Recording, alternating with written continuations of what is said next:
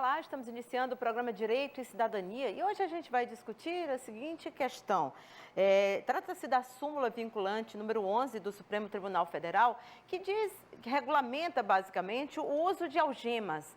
Há muitas dúvidas a respeito disso, a população às vezes se questiona, mas é importante a gente trazer especialistas para debater esse assunto aqui. Já estamos com o advogado Jurandir Porto, está aqui conosco, e também recebemos hoje como convidados a delegada Carla Brise e o advogado da Comissão de Direitos Humanos da OAB, Bruno Lages. Nós também temos aqui ao lado a nossa plateia de estudantes de Direito, aliás, hoje são mulheres aqui na nossa plateia que fazem perguntas para os nossos convidados. Doutor Bruno, e a gente existem abusos ainda aqui, mesmo depois da súmula?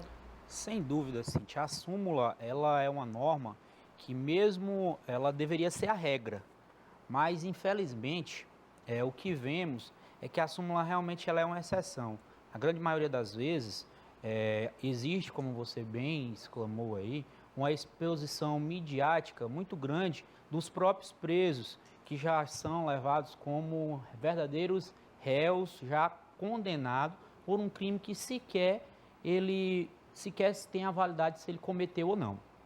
Aqui no Piauí, nós que atuamos diretamente na Comissão de Direitos Humanos, nós vimos muito esses abusos, inclusive até com menores de idade, certo? Já presenciei casos de menores de idade serem algemados na própria central de flagrantes, e isso causa um espanto para a gente que trabalha nessa área. Tem alguma restrição? Sem dúvida, porque o Estatuto da Criança e do Adolescente tem uma rede de proteção maior. Inclusive, eu estava discutindo aqui com a delegada anteriormente, que ela, inclusive, citou alguns julgados, né, doutora, que tem essa possibilidade se houver realmente a necessidade, mas isso realmente é a exceção, não é a regra. Entendeu? A regra é que se tenha esse preparo por parte das autoridades no intuito de fazer uma reciclagem de todo o sistema prisional, policial, para estar orientando quando deve ser feito essa utilização ou não das algemas. E hoje ainda tem um agravante que além do risco ao policial, no caso do uso da algema, é o fato de que a população muitas vezes ela quer linchar aquela pessoa que está presa. E eu já vi policiais dizerem que era uma medida de proteção para que pudesse transportar mais rapidamente esse preso. Sem dúvida, Cíntia. Inclusive, na própria súmula, ela diz que pode ser para proteção tanto da pessoa que foi presa, como também a terceiros, policial ou alguém que possa estar participando da ação policial naquele momento. Vocês citaram aí várias vezes a história, eu também citei, doutor Jurandir, eu tenho uma dúvida, talvez os telespectadores também tenham, quando as pessoas são presas, algemadas e tem aquele registro de imagem, elas têm o direito de não se deixarem filmar naquele momento da prisão, ou elas não têm o direito? Porque tem aquela história que você tem direito de ficar calada. A imagem deve ser preservada, até pelo princípio da inocência. Você não pode condenar antecipadamente. Quando você pega uma pessoa e coloca a imagem dizendo aquela pessoa cometeu o delito, já se tem certeza daquilo, quando vai para um júri, quando vai para alguma medida a ser tomada, o judiciário em si já fica com aquele clamor popular. Muitas das vezes aqui mesmo, no estado do Piauí, a força da mídia, a força do clamor popular vem, vamos dizer assim, travando o trabalho da advocacia criminal, sendo que a gente tem que ir até Brasília para poder levar essas, vamos dizer assim, empecilhos, esses entraves que está acontecendo aqui. Muito bom, né? Porque trata de coisas que a gente está vivenciando no dia a dia. Então, nós vamos para o intervalo, mas rapidamente estaremos de volta. As nossas estudantes de Direito vão fazer perguntas para os nossos convidados. Até já.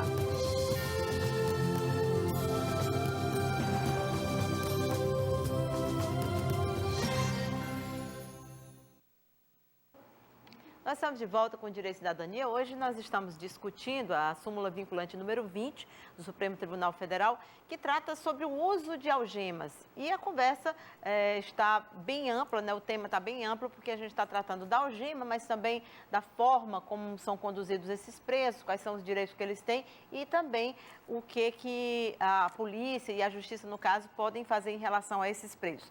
Nesse bloco, a gente tem as perguntas das estudantes de Direito para os nossos convidados. Olá. Boa noite. Boa noite. Como o doutor Jurandir já falou, que o indivíduo sendo preso indevidamente algemado, isso fere o princípio da dignidade humana, certo? A minha pergunta vai para o doutor Fábio Lages. Eu quero saber... Bruno Lages. Eu quero saber se o preso, ele é algemado pelos policiais indevidamente. Qual é os direitos que ele pode recorrer a isso? Primeiramente dizer que o preso ele pode atuar através de seu advogado tanto na esfera penal como na esfera civil. O delegado ou o policial que prendeu o réu naquele momento, ele está representando ali o Estado. Então, o Estado tem um dever e a responsabilidade de se responsabilizar nesse sentido. Então, as medidas cabíveis vão desde transações penais até uma indenização na via civil, indenização de dano moral, caso seja comprovado que não seria necessário o uso das algemas. Eu queria perguntar para o doutor Bruno, recentemente a gente teve uma foto que viralizou na internet, que era do secretário de Segurança, Fábio Abreu, fazendo uma abordagem que faz parte da técnica policial. Eu conversei com ele sobre isso e ele até me explicou o que aconteceu. Era o seguinte, a cena era uma pessoa, um menor, que havia roubado alguém e tinha sido pego pelo policial. O policial já estava com o pé sobre as costas dele e o secretário aparecia na foto com o pé no pescoço. E a foto dividiu opiniões. A maioria das pessoas concordou e até aplaudiu a atitude do secretário, mas houve reações, achando que talvez aquela abordagem ou aquela técnica não fosse a mais indicada, a mais correta. Eu queria saber se o senhor viu a foto e se a OAB se manifestou a respeito daquilo. Nós vimos sim, Cíntia, a OAB também chegou várias denúncias nesse sentido. A foto em si, no momento da abordagem, poderia até ser legal no momento exato da abordagem, mas, pelo que podemos analisar da foto, a pessoa já estava imobilizada, já tinha vários policiais fazendo a custódia e aquilo ali, para nós que formamos a OAB, nós entendemos que foi um excesso por parte do nosso secretário de Segurança, exposição midiática, entendeu? Nesse sentido, inclusive, os familiares do menor nos procurou no sentido da OAB para a gente estar sendo solicitado para ver o que a OAB poderia fazer nesse sentido. Nós, da comissão, encaminhamos pedido de informação para o secretário para, posteriormente, nós tomarmos as medidas cabíveis, visto que, se salvo engano, tratava-se até de um menor de idade. Ele me disse o seguinte, que ele estava lá no ato, né, no ato da apreensão do menor e que havia por parte da população um clima das pessoas quererem linchar o rapaz. E ele teria feito aquilo que, segundo ele, é uma técnica policial, né, aquele local no pescoço, é uma maneira de, segundo ele, e que até para evitar aquilo ali, para a segurança do... Mas se há de do menor. Fábio, me permite. Bruno, todo mundo está lhe chamando de Fábio hoje. Bruno, você vai sair daqui secretário de Segurança. Não. Olha, a gente não deve aceitar explicações tão tolas, eu não quero dizer mais outro adjetivo, mas foi um ato de infelicidade do secretário pisar com seu sapato ou sua botina no pescoço de uma pessoa deitada, imobilizada à frente de vários policiais. Pisar no pescoço é um ato infame, é um ato que fere a dignidade. Então, ele foi infeliz. Cabia a ele, e eu tenho admiração pelo secretário, como oficial de polícia, como policial, enfim. Ele é um homem razoável, é um bom policial. Mas, entretanto, cabia a ele dizer... E a população ficou do lado dele, viu? Sim, eu não quero saber disso. A população, no momento, a população age emotivamente. Quando o homem comete um erro, deve pedir desculpa. Pede desculpa ao presidente dos Estados Unidos, pede desculpa ao Papa, por erros que não foram nem dele. Então, não custa nada pedir desculpa. Agora, meu caro secretário, não faça mais isso, não, que isso é uma deselegância. Se o senhor me permite, doutor Mas Jurandir, a Carla também queria falar. Também. Só finalizando, sim. A questão da população ficar ao lado é porque o índice de criminalidade realmente é estrondoso. Só que, às vezes, para a gente que compõe a OAB, nós pensamos da seguinte forma: nem sempre aquela pessoa que foi presa no momento ali realmente é culpada.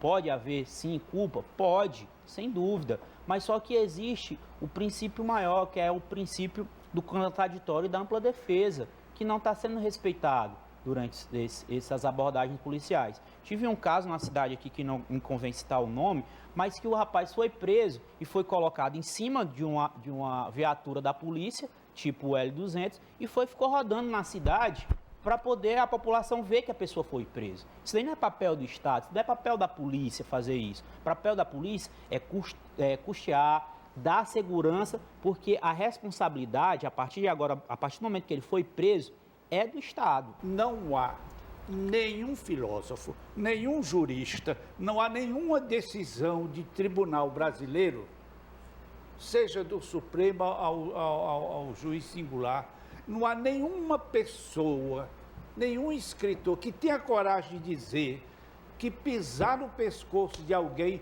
é um ato elegante, é um ato justo, é um ato necessário. Elegante Põe não é, a algema, mas não pise no pescoço. Pois é, elegante não é, mas é como o senhor falou, se é necessário, né? Não, Você queria fazer mais uma pergunta? A algema, sim. Pisar no pescoço, não. Bruno. Tem que fazer um intervalo? Você faz a pergunta na volta, tá bom? Vamos lá, a gente vai para o intervalo. Voltamos já. Nós estamos de volta com o Direito e Cidadania, hoje discutindo aqui o uso da algema, mas também acho que outras formas também, o uso da algema e afins, né? Nossa conversa acabou sendo mais ampla. Você quer fazer mais uma pergunta? Sim, a minha pergunta é direcionada ao doutor Bruno. Doutor Bruno, em um determinado dia eu estava presente no fórum em uma determinada comarca de uma cidade e lá o menor fugiu. Ele arrancou o grampo da cadeira que ele estava sentado e quebrou o cadeado, fugiu, conseguiu arrebentar a grade. Ninguém conseguiu pôr a mão nesse menor que fugiu nessa cidade.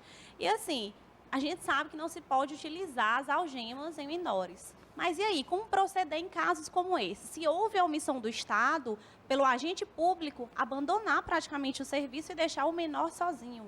Ele estava onde, só para entender? Ele estava em um fórum, em uma audiência. Estava sentado, só, não tinha nada prendendo Não ele tinha cadeira. nada, ele estava lá sentado e aí E o agente foi buscar os outros, parece, alguma coisa. Porque são poucos agentes, eu já vi isso no fórum, uma é situação terrível. complicada. Eles levam, eles sozinhos, às vezes 2 agentes, são cenas horríveis. Agora eu não sei como é, mas Deixa eu antes, no deixa eu te elevador dizer uma junto coisa. com os promotores, era um negócio de louco, né? Para que ela encaminhe bem a sua pergunta. Fugir é crime? Não, nosso ordenamento jurídico não tipifica Então, nada quanto à o fuga. menor, ao fugir, não cometia crime algum. Doutor, sério. Como o doutor Jurandir já adiantou, que realmente fugir não é crime. Porém, é dever do Estado proporcionar a segurança e a custódia tanto do menor apreendido como também dos presos. A própria justificativa do HC que gerou a criação dessa súmula vinculante, que foi no caso de um pedreiro que cometeu um homicídio no estado de São Paulo, a juíza justificou o uso da algema justamente por isso, porque só teria 2 policiais e por conta disso não poderia ele ficar com as mãos soltas. Mas aí é um problema individual da pessoa? Foi o réu que provocou aquele ali? Ou foi o Estado que deixou de proporcionar mais segurança ali naquele momento? Então, nós entendemos nesse sentido. A responsabilidade toda, nós entendemos o déficit do Estado, mas se não tem condição de realizar determinada atividade, que não faça, ou então o faça quando tiver condições prévias estabelecidas para realizar tal ato. Se fugir não é crime, então os detentos da casa de custódia não podem ser punidos pela tentativa de fuga? Como crime, não. Agora, Não pode cometem agravar a falta pena dele. disciplinar, Falta. vai dificultar a concessão de benefícios. Isso. É óbvio. Mas crime não E também comete. pela destruição que eles fazem do presídio. Nem em todos os aí casos dano. fazem do presídio. Aí é crime de dano. Tudo isso pode piorar a situação, né, digamos assim. Até para redução de pena, se houver, fica mais difícil se eles tiverem participado desse tipo de rebelião, quebra-quebra, briga entre eles, entendeu? Mas mesmo assim, Cíntia, por exemplo, quando há um assassinato pelos próprios presos entre eles, de quem é a culpa? É do preso? Não. A culpa é do Estado. O que aconteceu lá em Pedrinhas, então, é culpa do Estado? É culpa do Estado, sem dúvida disso, porque o Estado tem que proporcionar segurança dentro e fora do presídio, entendeu? Se eles não têm condição estrutural, é porque que acontece muito no Brasil, principalmente agora com esse momento de violência, Cíntia, é a questão da eficiência.